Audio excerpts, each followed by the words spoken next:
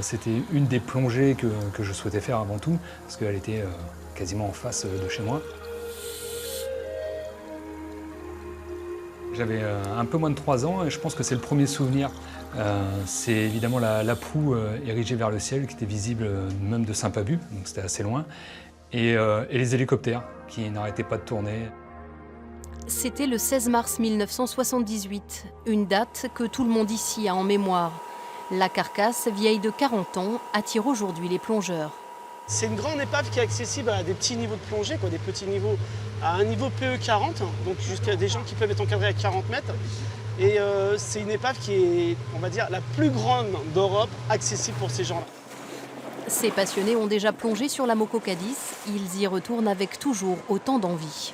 On la fait jamais en entier, elle est très longue, elle est disloquée, les courants jouent, le sable s'en va, revient.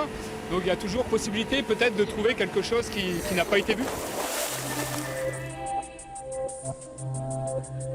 C'est quand même une épave mythique qui est quand même monstrueuse. Il ne faut pas oublier que le plus haut est à 7 mètres et le plus bas est à 34 mètres.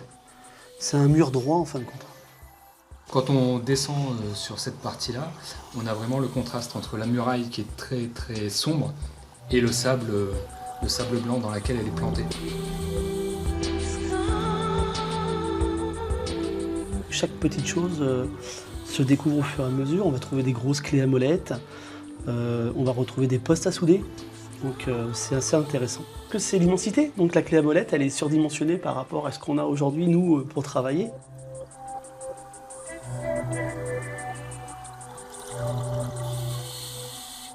Là, on est à l'intérieur de l'épave, le local bar, donc où il y avait le système de direction du gouvernail, du safran, avec les gros vérins. Là où il y a eu l'avarie de départ? Là où il y a eu l'avarie de départ.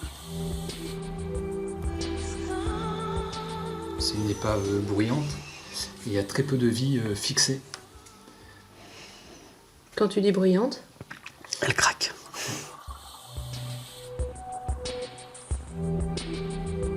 Au fil des années et des tempêtes, la Moko Cadiz se dégrade peu à peu.